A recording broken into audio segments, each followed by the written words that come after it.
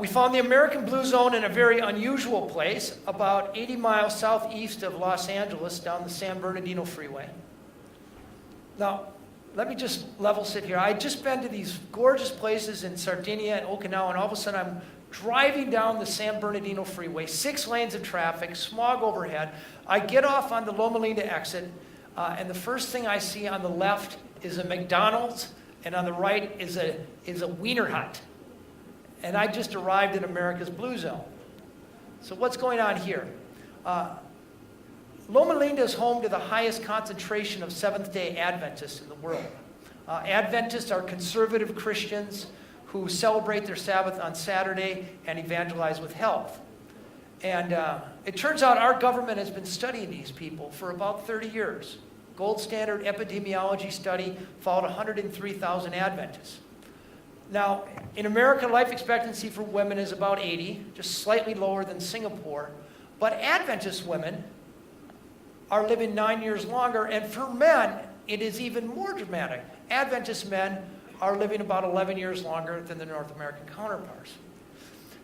Now, this is a very important idea. These are Americans living among a population of other Americans, but yet somehow this population is living 10 years longer than their neighbors. Well, what's going on? Well, first of all, they take this idea of Sabbath very seriously. They're arguably as busy as people in Singapore, but for one 24-hour period a week, from sunset on Friday until sunset on Saturday, no matter how busy they are, no matter where the kids need a ride to, no matter what the boss is telling them to do, no matter what the social schedule says, they stop everything. And for that 24 hours anyway, at night they focus on their family, they have dinner with their family. Saturday morning they have their religious ceremonies. Saturday afternoon they tend to have these potluck lunches. And then hardwired, right in their scriptures, Saturday afternoon, it says right in their quote-unquote Bible, take a nature walk. The definition of which has evolved over the decades, but nevertheless, it's a ritual. Every week they get out. Adventists tend to hang out with other Adventists. It's a very important idea as well. We now know that health behaviors are as contagious as catching a cold.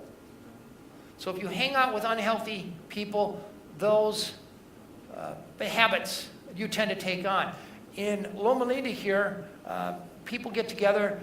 Nobody's smoking cigars. Nobody's smoking a bong. For the most part, they don't drink. The contagions that circle through this social network tend to be positive. Faith-based, they planning their next outing, planning their next potluck lunch. This culture has yielded Ellsworth Wareham. This guy's a multimillionaire, 97 years old, yet when a contractor wants $6,000 to build a privacy fence, he's like, well, for that kind of money, I'll do it myself.